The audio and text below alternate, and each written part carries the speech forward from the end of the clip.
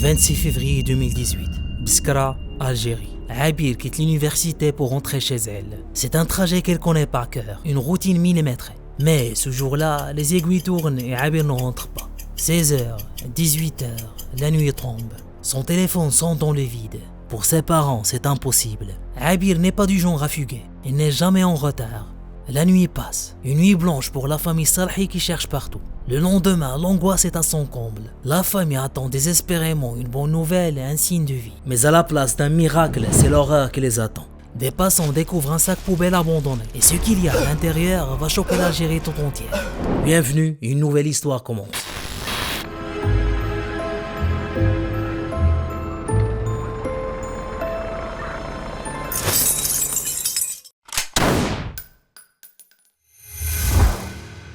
Mais avant de plonger dans l'horreur de ce crime, il est essentiel de marquer une pause. Car pour mesurer l'injustice de ce drame, il faut d'abord comprendre qui était vraiment Abir. Sur ses papiers d'identité, elle s'appelle Hafida Salhi. Mais vous ne trouverez personne à Biskra pour l'appeler ainsi. Pour sa famille, ses voisins et ses amis, elle, c'était Abir. Pourquoi ce surnom? En arabe, Abir évoque le parfum, la bonne odeur. C'est ainsi que ses proches la voyaient, une jeune femme à la réputation si pure et au caractère si doux qu'elle laissait une trace agréable partout où elle passait. C'était leur fierté. À 23 ans, Abir avait des rêves simples mais ambitieux. Étudiante en littérature française, elle vouait à son avenir une dévotion totale. Elle ne sortait pas tard et ne fréquentait pas les endroits risqués. Sa vie se résumait au chemin entre l'université et la maison de ses parents qu'elle chérissait par-dessus tout. C'est justement ce profil, sans histoire, qui rend l'enquête des policiers si difficile au départ.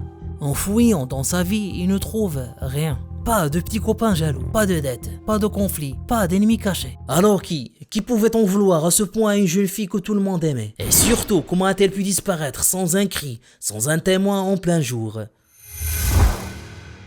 Tout commence le mardi 26 février 2018. C'est une journée d'une banalité absolue pour la famille Salhi. Le matin, Abir quitte la maison pour se rendre à l'université Mohamed Khidr comme elle le fait chaque jour. C'est une routine immuable. Elle assiste à ses cours, discute avec ses amis. Rien ne laisse présager le drame. À 14h, les cours se terminent. Abir salue ses copines et prend le chemin du retour. C'est la dernière fois qu'on la voit vivante. Normalement, elle franchit le seuil de sa porte vers 15h. Mais ce jour-là, l'heure tourne et Abir n'arrive pas. Quand les appels sur son portable restent sans réponse, l'inquiétude des parents se transforme très vite en panique. Ne tenant plus en place, il court à l'université, interroge l'administration, cherche ses camarades. La réponse des amis de Abir va leur glacer le sang. On l'a vue sortir à 14h pile. Elle a pris le chemin habituel. Cette phrase confirme le pire, et elle s'est volatilisée sur le trajet. Le soir même, le père signale la disparition au commissariat. Toute la nuit, la famille sillonne les rues de Biskra, photo à la main. Une nuit blanche, interminable. Le lendemain matin, le 27 février, l'angoisse pèse lourd dans l'air. Dans le quartier Haïl Boukhari, près de la maison de jeunes, des passants sont attirés par quelque chose d'anormal. Un sac poubelle noir abandonné près d'une décharge sauvage qui dégage une odeur insupportable. Poussés par le doute, ils décident de l'ouvrir. La scène qui suit est digne d'un film d'horreur. Ce qu'ils découvrent à l'intérieur dépasse l'entendement. Ce n'est pas encore intact. La victime a été morcelée.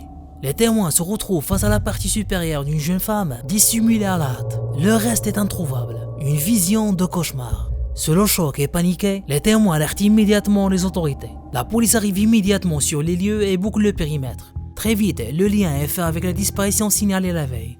Les enquêteurs convoquent la famille Salhi. C'est le père qui doit accomplir la tâche la plus douloureuse qu'un parent puisse imaginer. Identifier les restes de son enfant. Les vêtements correspondent. Les tests ADN confirmeront plus tard ce que tout le monde redoutait. C'est bien Abir. La nouvelle se répand comme une onde de choc dans toute la ville.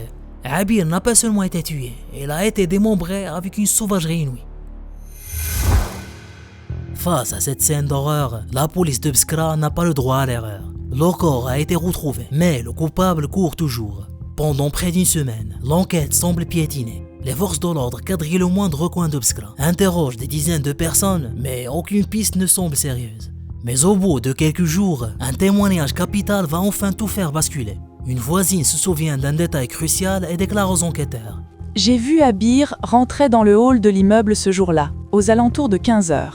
Pour confirmer ce dire, la police saisit et analyse minutieusement les enregistrements des caméras de surveillance installées sur les commerces faisant face à l'entrée du bâtiment. Les images sont sans appel. On y voit clairement Abir arriver, ouvrir la porte du hall et entrer. Les policiers continuent de visionner la bande minute par minute, heure par heure. Mais la porte ne s'ouvre plus. Abir n'est jamais ressorti. La conclusion est terrifiante. Elle n'a pas été enlevée dans la rue. Elle a été interceptée à l'intérieur même de la cage d'escalier. Le monstre n'est pas un inconnu qui rôde dehors, c'est un voisin. Immédiatement, les forces de l'ordre investissent le bâtiment. Ils ciblent les appartements situés sur le trajet de Abir.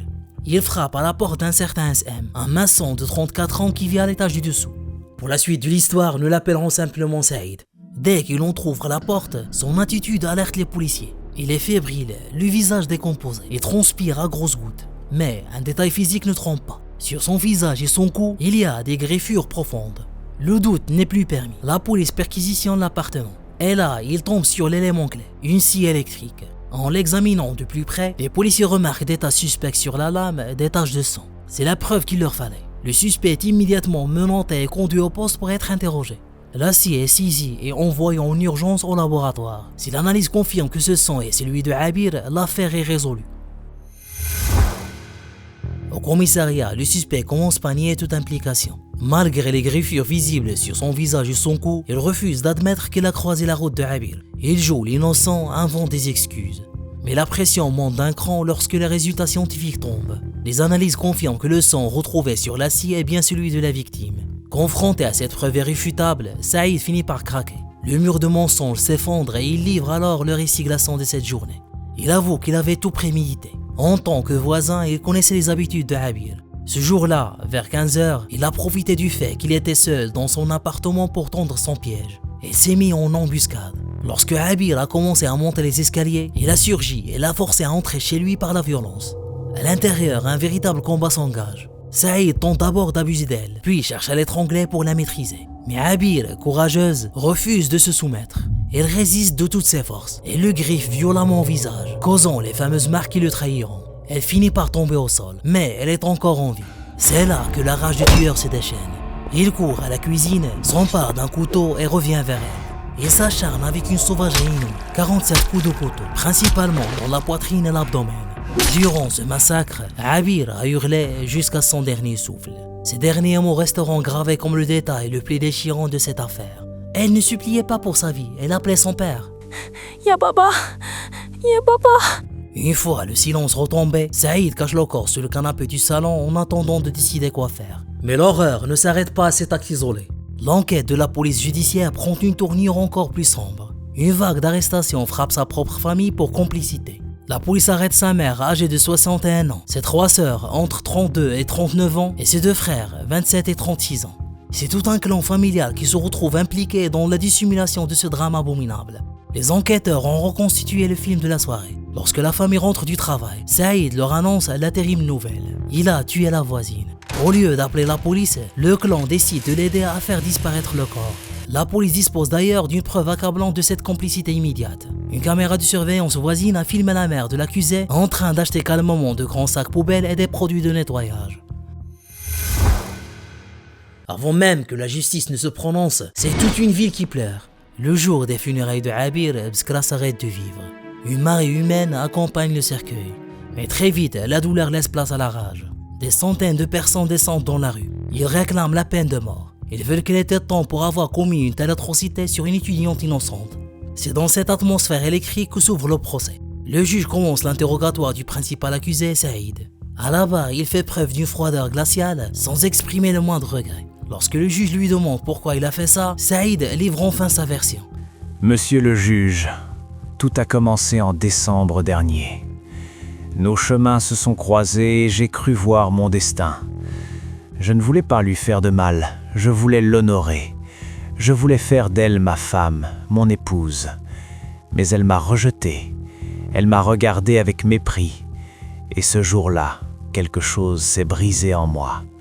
L'amour s'est éteint et une haine noire a pris toute la place. C'est par pure vengeance, parce qu'elle lui avait dit non qu'il a décidé de l'éliminer. Saïd tente ensuite de sauver sa famille. Et il jure avoir agi seul. Il va plus loin pour les disculper. Monsieur le juge, je vous le jure, elles n'ont rien voulu faire au début. C'est moi le seul coupable. J'ai dû les forcer. J'ai menacé de tuer ma propre mère si mes proches ne m'aidaient pas.